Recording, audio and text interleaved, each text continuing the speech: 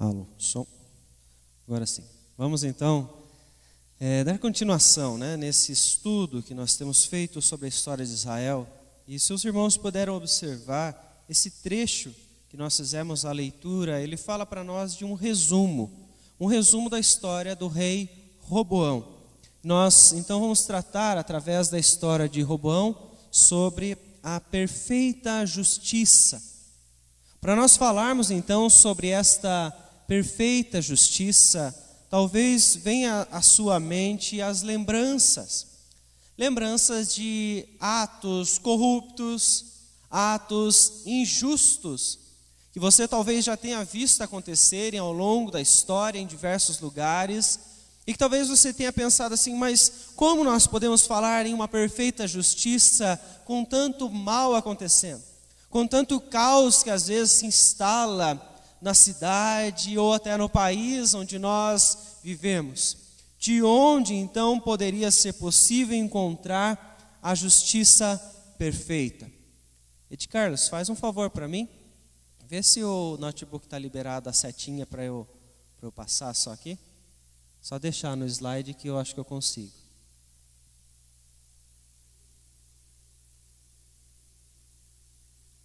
Isso, acho que já vai. Isso, obrigado. Então, nós temos que pensar diante disso, desse caos que às vezes nós encontramos, onde é possível encontrar a justiça perfeita. E esse questionamento é um questionamento muito próximo com aquilo que o salmista faz no Salmo 73. Eu convido a igreja a abrir comigo para nós fazermos a leitura. Salmo 73, vamos ler do versículo 4 até o versículo de número 12. Algum irmão que achar, pode ler para nós, por favor? Salmo 73, do 4 até o 12.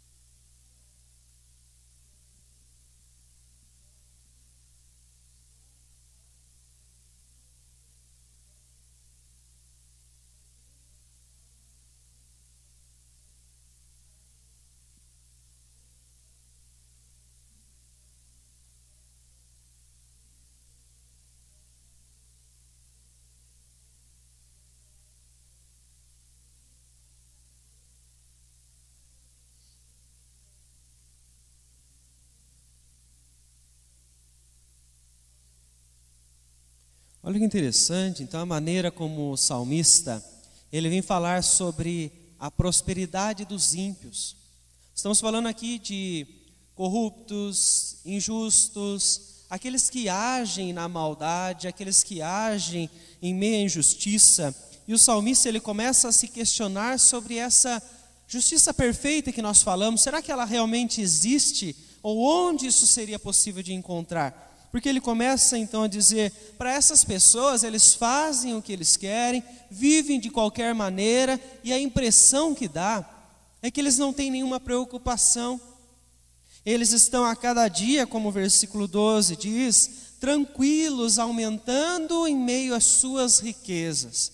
Nada faz com que eles se cansem, nada faz com que eles fiquem abatidos. A impressão que o salmista tem é que aquele que vive na iniquidade, ele vive melhor do que aquele que está buscando a santidade no Senhor.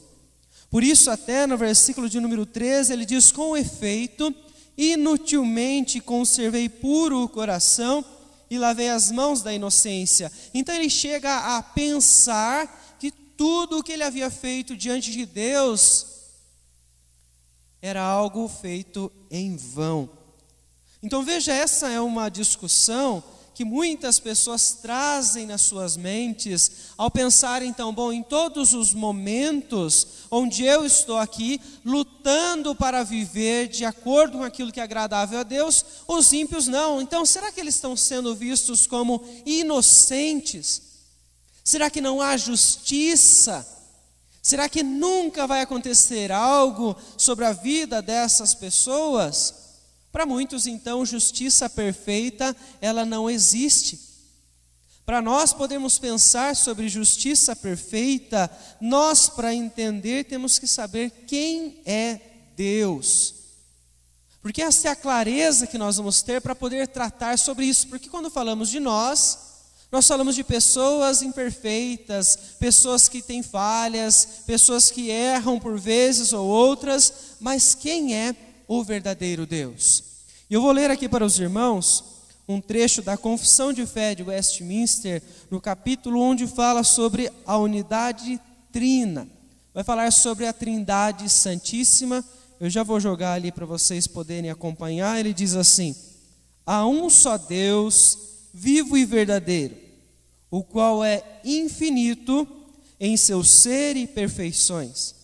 Ele é um Espírito puríssimo. Vou passar aqui para os irmãos acompanharem.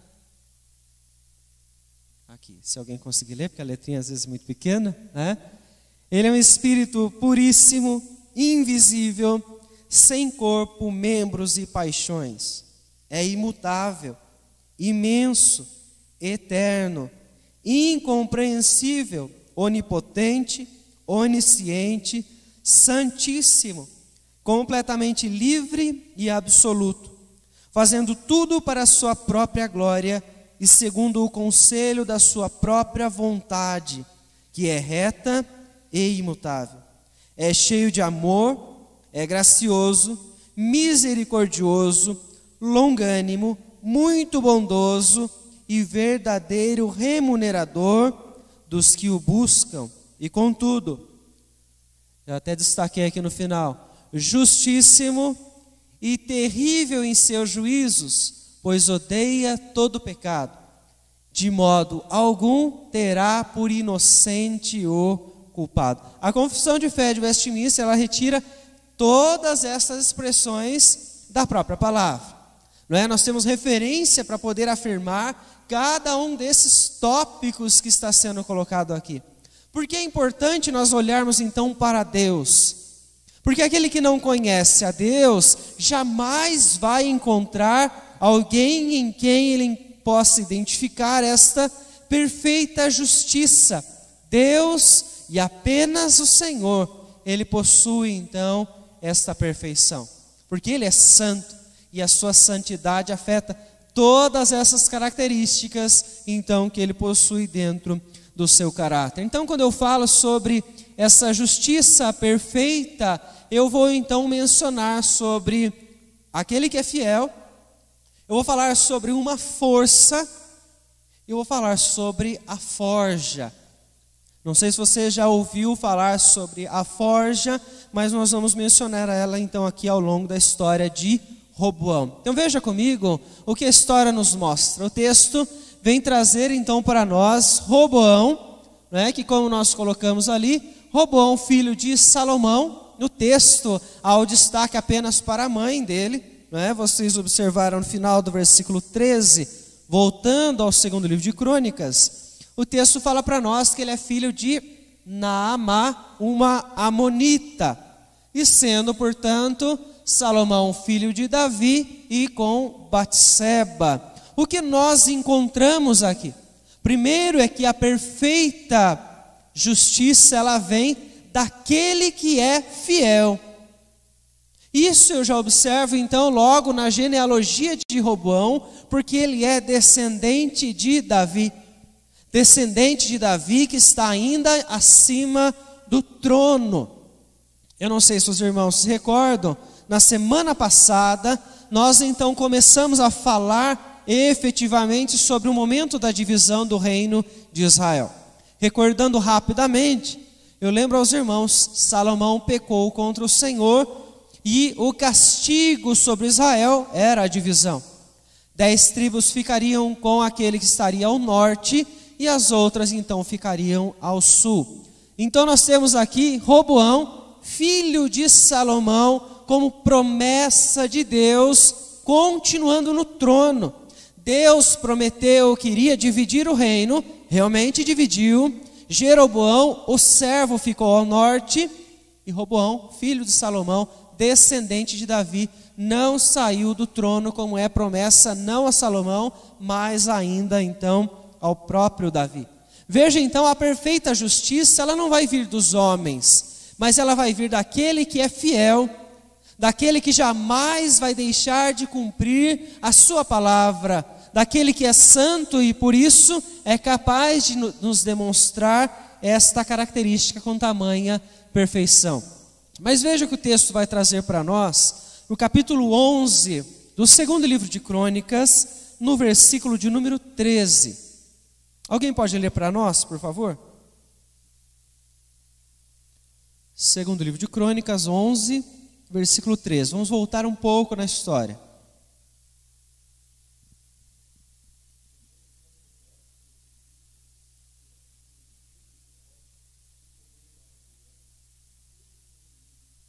Isso, então para nós podermos entender o que estava acontecendo durante o reinado de Roboão, nós precisamos entender o que aconteceu no norte, com estes sacerdotes e com esses levitas.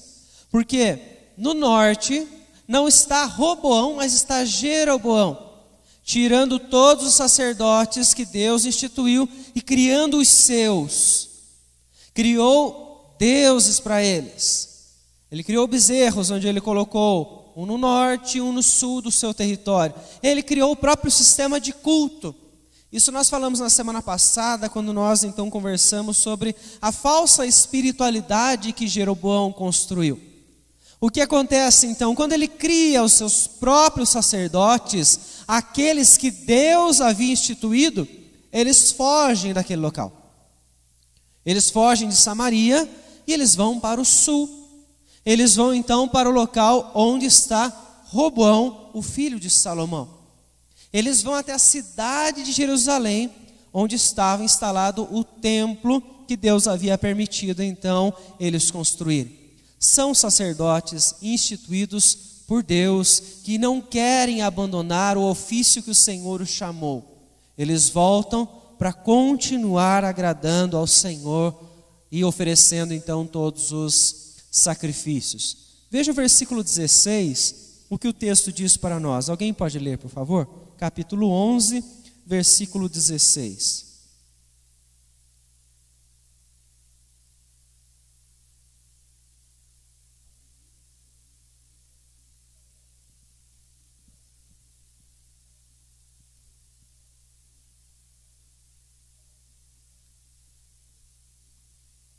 Isso, então vejam que interessante como é que está começando o reinado de Roboão. Os sacerdotes voltam para Jerusalém, as pessoas de toda a região, elas saem das suas cidades para ir até Jerusalém, porque de coração elas resolvem buscar a Deus. Veja, Roboão começa o seu reinado com pessoas fiéis ao Senhor, pessoas que querem servir ao Senhor, e isso traz sobre eles um resultado. Versículo de número 17 mostra para nós o que está acontecendo então neste momento. Alguém lê para nós, por favor? Versículo 17, qual é a conclusão disso?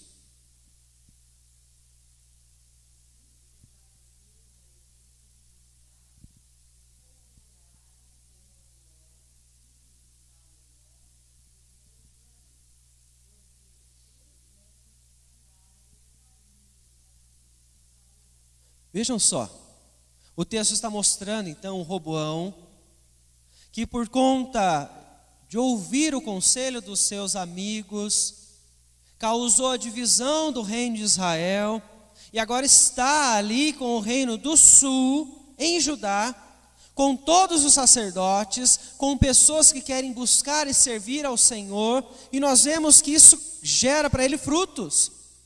O reino de Judá se fortalece. Por quê? Porque Deus está abençoando aqueles que o buscam. Porque o Senhor está neste momento com os seus olhos atentos para este lugar, seus ouvidos atentos para qualquer clamor que fosse levantado dentro do templo. Veja o que nós conseguimos observar logo no início, então, é que a perfeita justiça ela vai vir daquele que é fiel. Deus jamais deixou de cumprir a sua palavra. Por que nós estamos falando isso? Porque quando então nós vemos Salomão fazer uma aliança com o Senhor, ele então diz a Salomão: aqueles então que me buscarem, aqueles que se converterem dos seus maus caminhos, o que eu vou fazer? Eu vou perdoar, vou sarar a sua terra. Capítulo 7, verso 15: porque eu estarei com os ouvidos abertos e os olhos atentos para tudo o que estiver acontecendo neste local, nestas pessoas que estão então me buscando. O Senhor promete que vai continuar cumprindo a sua palavra. O Senhor promete que vai continuar cuidando do seu povo, porque Deus não deixou de ser fiel. Deus continua cuidando daqueles que então se esforçam para o buscar. A garantia de que nunca o nosso esforço em buscar ao Senhor será em vão está na fidelidade de Deus. A fidelidade é a garantia de que enquanto você busca a Deus, enquanto você estiver se esforçando, jamais vai ser em vão esse tempo. Por quê? Porque Deus prometeu. Deus prometeu que iria amparar, queria cuidar, queria olhar por aqueles que depositassem fé nas suas palavras. O Senhor, portanto, aquele que é fiel com perfeição, é quem detém a perfeita justiça. Então o texto, quando nós voltamos, capítulo 12, versículo 13, ele começou a contar para nós. Roboão tinha 41 anos quando começou a reinar, e reinou 17 anos naquela cidade, Jerusalém. E o texto traz uma ênfase para nós: na cidade que o Senhor estabeleceu, na onde o Senhor então escolheu para estabelecer o seu próprio nome. Veja então, eles estão em obediência. Aquele é o lugar, aquele é o templo que Deus escolheu para fazer a sua vontade. Mas é interessante então que eles se fortalecem, o reino está caminhando, Roboão está com os sacerdotes, o povo está sendo abençoado por Deus. Mas algo bastante interessante aconteceu, capítulo 12, no versículo de número 1. Alguém lê para nós, por favor?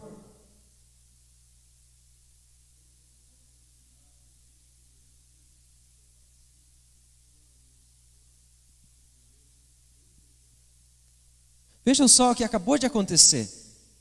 Eles estão buscando a Deus com todas as suas forças, foram fortalecidos.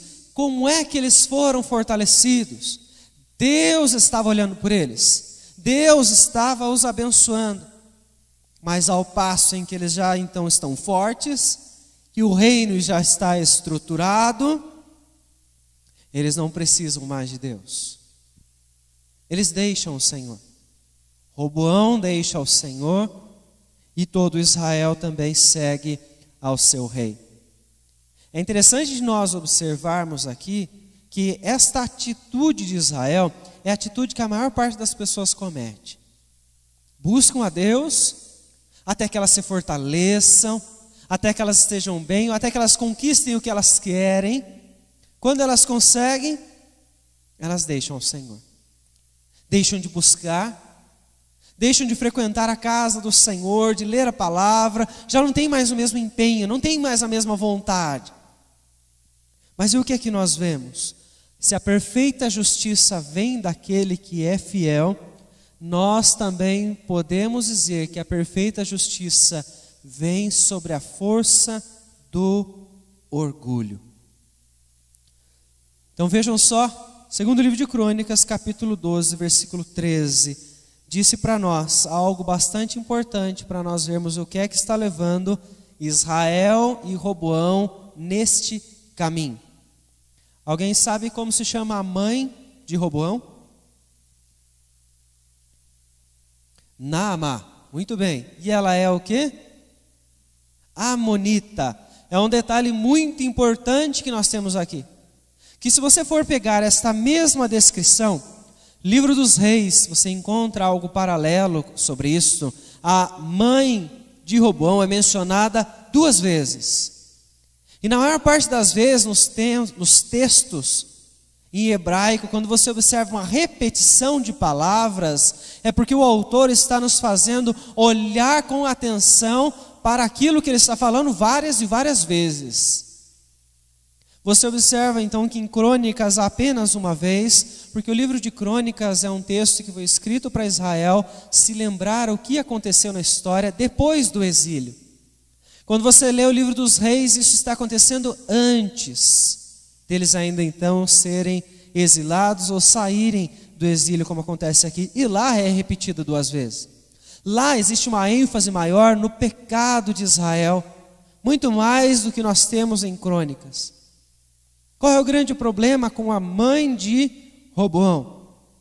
Nós vemos então que o texto de Deuteronômio, capítulo 23, versículo 3, já trazia para nós uma orientação de Deus. Israel não deve se misturar com os outros povos.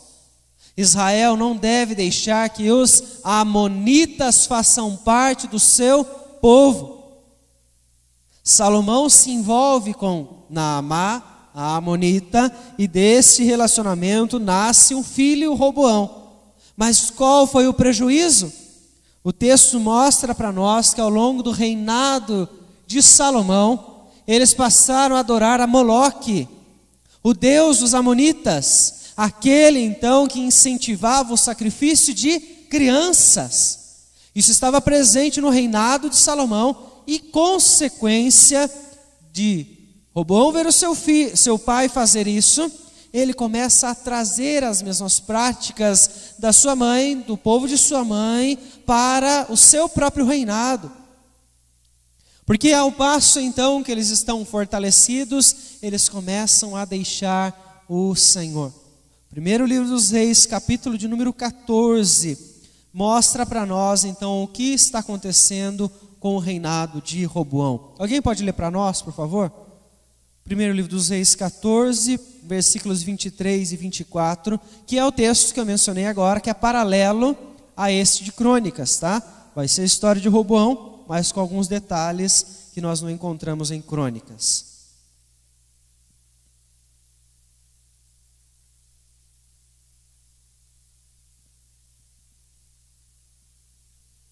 (23 e 24), isso.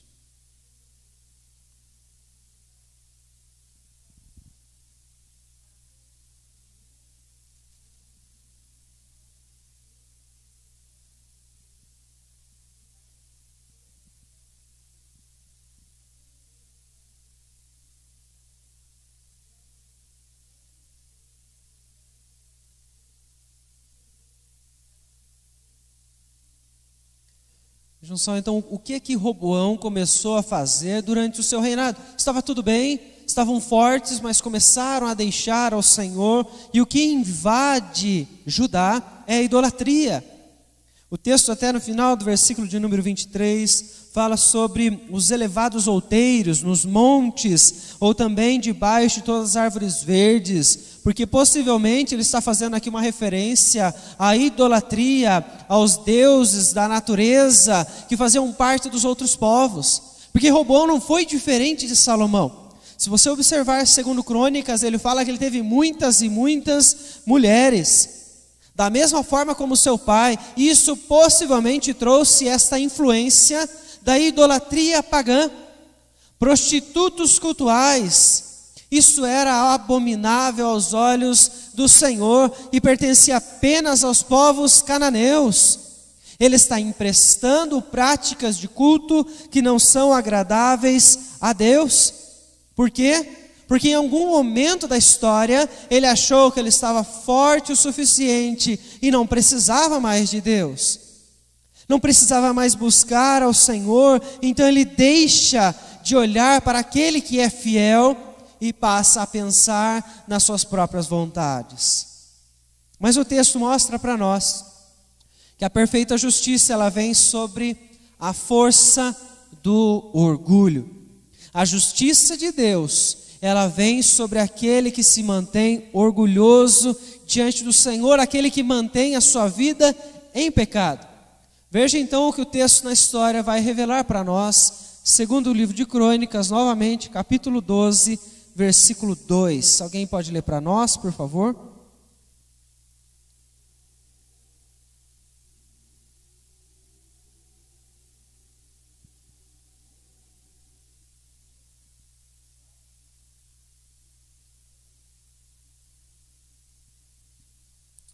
Olha, o texto é muito claro quando ele diz o porquê isso acontece. Nós temos aqui uma invasão em Jerusalém. Ele começa a saquear tudo o que havia de valor em Jerusalém. Sisaque, o rei do Egito, ele sobe contra Roboão, contra Jerusalém. Por quê? Porque isto é juízo de Deus. Deus está pesando a sua mão sobre Roboão, porque ele havia transgredido a sua lei. Ele começou a viver em idolatria, começou a permitir prostitutos cultuais dentro do seu reino. E Deus está pesando a sua mão sobre Judá. Veja, quando você continua fazendo a leitura do capítulo de número 12, ele mostra para nós no versículo 9: subiu, pois, Sisaque, rei do Egito, contra Jerusalém, e tomou os tesouros da casa do Senhor, tesouros da casa do rei, tomou tudo. Também levou todos os escudos de ouro que Salomão tinha feito. Mas veja só, Roboão não ficou sem defesa. Os guardas precisavam de escudo. Versículo de número 10, como é que ele faz? Em lugar destes fez o rei Roboão escudos de bronze. Há uma mudança até no quadro da economia de Jerusalém por causa da desobediência de Roboão. Veja então, Deus está pesando a mão sobre este servo, ao ponto até mesmo das estruturas da cidade serem abaladas.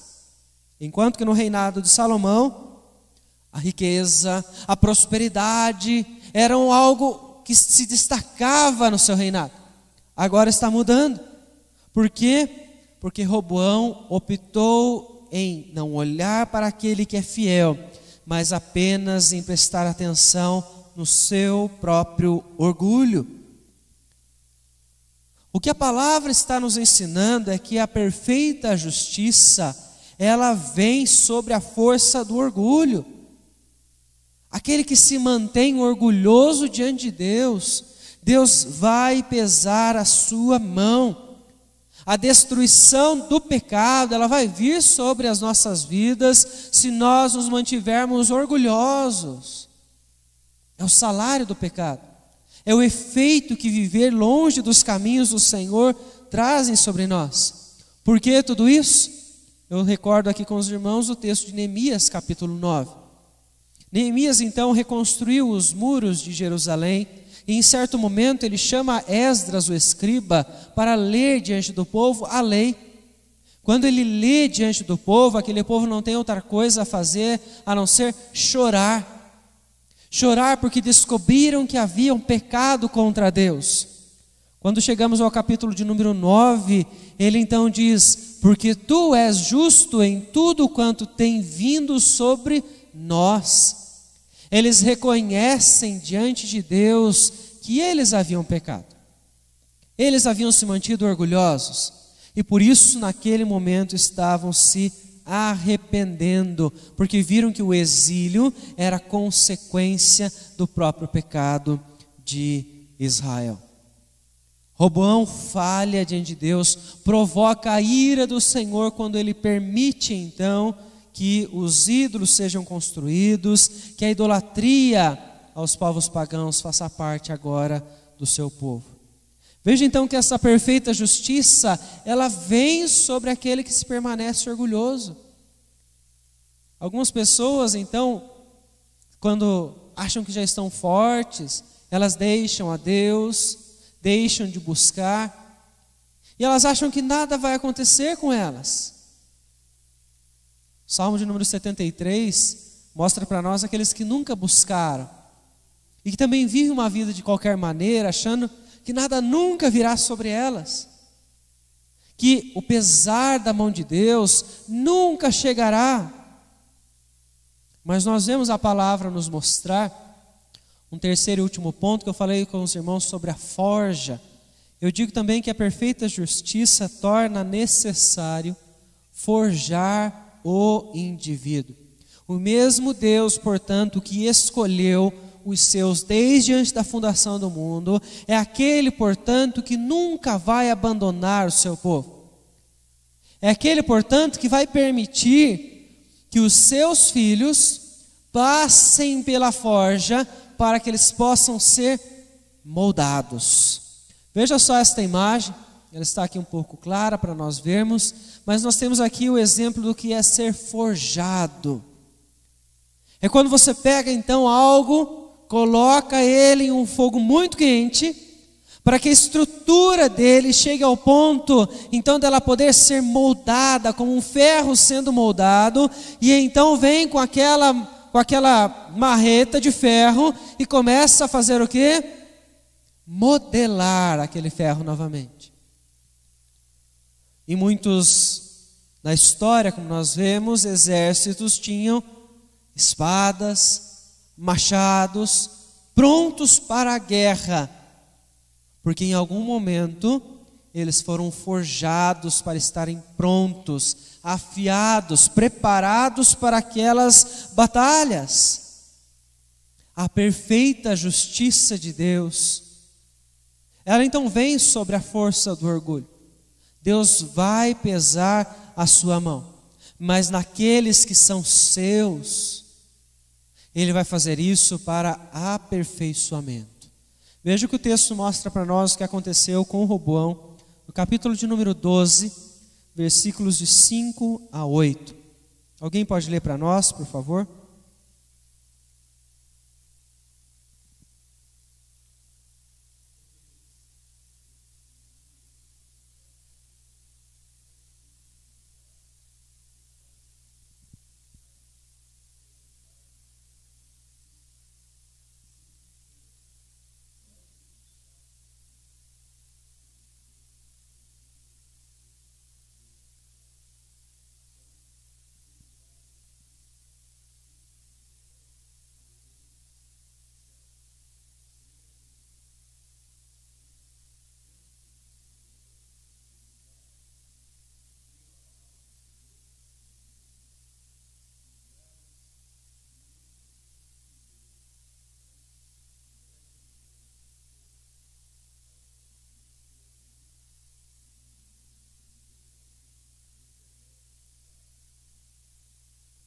Até 8. Até mais um.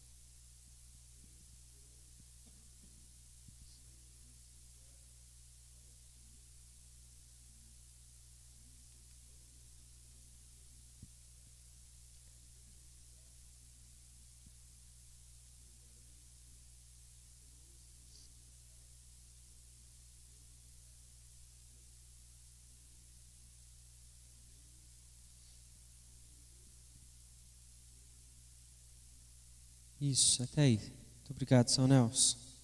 Olha, irmãos, que interessante. Então, o que é que está acontecendo? Por que que Deus pesou a mão sobre Roboão e sobre todo Israel, como o texto fala para nós no versículo de número 2? Porque o Senhor estava tratando o coração daquele povo. Eles estão sendo forjados. Porque assim o Senhor não abandona aqueles que são seus. Ele envia o profeta Semaías para declarar a eles a sua vontade. E ele diz então a eles: assim como vocês me deixaram, eu vou os deixar nas mãos do rei do Egito. Deus está colocando eles debaixo do seu juízo. Mas o que acontece é que, com a palavra de Deus, com o pesar da mão do Senhor, os príncipes, todos aqueles que estão à frente do povo de Judá, eles se humilham. Deus permite nós sermos forjados e passarmos por momentos como esses, para nós sermos então transformados. Eles se humilham, se arrependem e voltam ao Senhor, porque sabem que Deus é justo. Eles reconhecem que aquele sofrimento, aquela dificuldade veio sobre eles porque eles pecaram. Eles são capazes de entender de onde vem a perfeita justiça, porque são filhos de Deus. Eles são aqueles escolhidos pelo Senhor. Então, o que é o que o Senhor faz? Perante a humilhação deste povo, o Senhor volta-se para eles e diz: eu então não vou os destruir. Eu trarei socorro a este povo. Porém, eles serão servos de Sisaque, para que aprendam a diferença que é serem meus servos e serem servos dos reinos da terra. Olha a grande lição que Deus nos concede através do reinado de Roboão. Quantas pessoas que têm optado diante de um momento de fortalecimento, de um momento de segurança, em se afastar de Deus, e Deus está as deixando viver sobre os reinos da terra, debaixo do senhorio de homens, da arrogância, do orgulho, das injustiças. Por quê?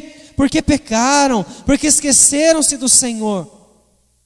Mas veja que estes então que são do Senhor, Ele os trará de volta ao seu caminho, pois o Senhor os conduzirá para o arrependimento que o apóstolo Paulo fala aos coríntios, que é um arrependimento para a vida. Este arrependimento, ele é possível apenas àqueles então que foram forjados não por qualquer local, mas forjados através de Cristo Jesus. Porque por meio dele, como o apóstolo Paulo diz, que nós somos feitos justos diante do Pai, justificados para servir ao Senhor, porque somos filhos dele, porque fomos eleitos pelo Senhor. Estes serão forjados por Deus para disciplina, para arrependimento, para voltar então à vida com o Senhor. A grande diferença: estudamos semana passada a história de Jeroboão, não um descendente de Davi, mas um servo de Salomão. Ele criou ídolos para o seu povo, tirou os sacerdotes que Deus havia instituído, criou um sistema de culto, uma falsa religiosidade, e permaneceu assim. O profeta Aías vem diante dele e decreta a palavra do Senhor: haverá destruição sobre a família de Jerusalém. Todos os descendentes serão aniquilados. Por quê? Porque ele não é parte do povo de Deus. Roboão é diferente. Roboão, que está reinando ao sul, ele errou, ele falhou, mas ele é descendente de Davi, ele faz parte do povo do Senhor, ele é um eleito de Deus. Ele erra, Deus o trata para que ele volte ao caminho, e o Senhor o conduz novamente à humilhação, a arrependimento. Isso faz com que ele retorne ao Senhor. Veja então a diferença que há naqueles que são justos e naqueles que são injustos, no justo e no ímpio. Quando você então observa a grande discussão que havia na mente do salmista quando escreveu o capítulo 73, ele dizia: o que acontece com aqueles que estão prosperando?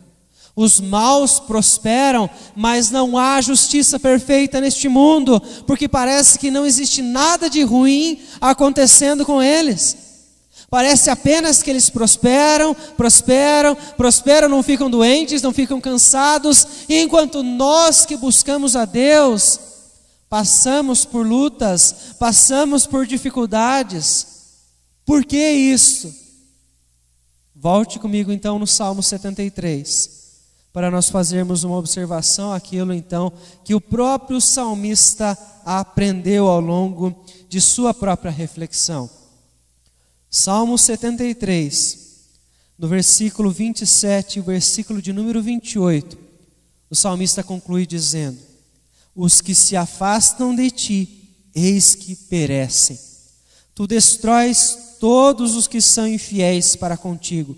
Quanto a mim, bom é estar junto a Deus. No Senhor Deus ponho o meu refúgio, para proclamar todos os seus feitos. A conclusão que o salmista tem é que existe sim a justiça perfeita. Porém, nós temos que lembrar que aqueles então que são justos diante de Deus, aqueles que são do Senhor, que estão buscando, que como salmista, conservando puros seus corações, nós vemos que em vida eles estão sendo disciplinados. eles estão sendo corrigidos, porque eles fazem parte de um povo santo, porque eles fazem parte de um povo de propriedade exclusiva de Deus. E quem serve a um Deus puro, justo e perfeito, deve também caminhar em perfeição e em santidade. Deus exige que aqueles que são seus vivam de maneira correta, vivam submissos à sua vontade. Por isso nós vamos continuar vendo a igreja sendo tratada, sendo lapidada, porque Deus está forjando o seu povo para que estes então recebam a coroa da vida prometida através de Cristo Jesus. Mas e aos ímpios? Não são esses forjados? Não são esses disciplinados? Talvez você acompanhe ímpios que nunca passem por dificuldades em vida, mas eles serão disciplinados na eternidade. A forja ardente do Senhor virá sobre eles na eternidade, quando aqueles que não eleitos pelo Senhor serão conduzidos para o fogo eterno. Enquanto os justos, o povo do Senhor, a igreja que lutou para conservar puro o seu coração, são forjados em vida para glorificar a Deus, para que na eternidade possam apenas descansar diante da presença do nosso Senhor. Irmãos, nós podemos então aprender, eu quero destacar 3 coisas aqui esta noite. A fidelidade a Deus, como nós falamos, é a garantia de que todo esforço em buscá-lo jamais será em vão. Aqueles que o buscam têm que se lembrar que tem um Deus fiel. Aquele que prometeu irá cumprir, então não desistam de buscá-lo. O salmista, então, no capítulo de número 73, versículo 2, ele diz: quanto a mim, porém, quase me resvalaram os pés, pouco faltou para que se desviassem os meus passos. A igreja muitas vezes ela desanima, ela fica abatida, porque ela começa a ver o mundo prosperando e acha que Deus não está mais olhando por ela. Não se esqueçam que todo esforço que vocês fazem em buscar, em servir ao Senhor, não é em vão, porque vocês servem a um Deus fiel, que jamais deixou e jamais deixará de cumprir a sua palavra. Porém, nós observamos o que aconteceu com Roboão. Quando o orgulho invade o coração, ele traz uma força, a força destruidora do pecado sobre as nossas vidas. Quando nós desistimos de servir ao Senhor, deixamos ao Senhor porque achamos que somos fortes, o orgulho começa a fazer parte e a destruição do pecado cada vez mais começa a avançar. Nós não devemos deixar de buscar ao Senhor para servir a nossa própria vontade, porque senão nós colheremos os frutos. É o salário do pecado, é a morte, é nos afastarmos do nosso Criador e sofrermos, portanto, as consequências, o pesar da sua mão sobre as nossas vidas. Porém, pesar da sua mão que sempre será para arrependimento daquele que é dele. E como nós falamos, então, o tratamento para o pecado sempre será a ardente forja da justiça divina. Meus irmãos, não tem outra maneira de Deus tratar o nosso coração pecaminoso, senão forjando cada um de nós, nos colocando no fogo, nos tirando do fogo, colocando do fogo e tirando do fogo, moldando a cada um de nós ao longo de toda a nossa vida. Essa é a perfeita justiça de Deus que está trabalhando naqueles que são seus filhos, para que eles voltem ao caminho dele e possam honrá-lo com os seus atos e com as suas palavras. Se alguém te perguntar em meio a qualquer injustiça, a qualquer incorrupção, a qualquer corrupção, a qualquer situação que eles observem neste mundo, e chegarem para você e disserem: onde está onde eu encontro a perfeita justiça? Não hesite em explicar que a perfeita justiça, ela está somente no Senhor. O Deus de Israel, o Deus que prometeu e que está cumprindo e que continuará olhando para o seu povo, cumprindo todas as suas promessas.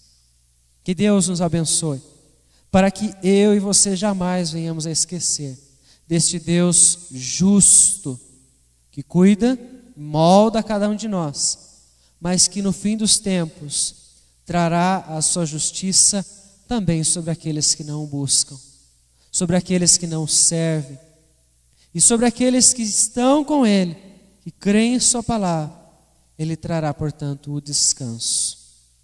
Que Deus nos abençoe para que isso jamais esteja longe das nossas memórias. Um presente do Senhor que nós recebemos através do sacrifício de Cristo Jesus.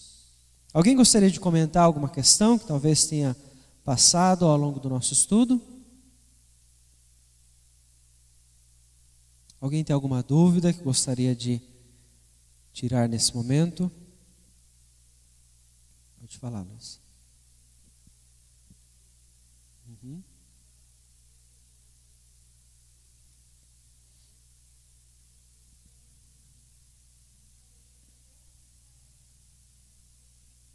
Isso. Na verdade a gente tem que lembrar que o livro de Crônicas, ele foi escrito para que o povo pudesse se lembrar do que aconteceu na história.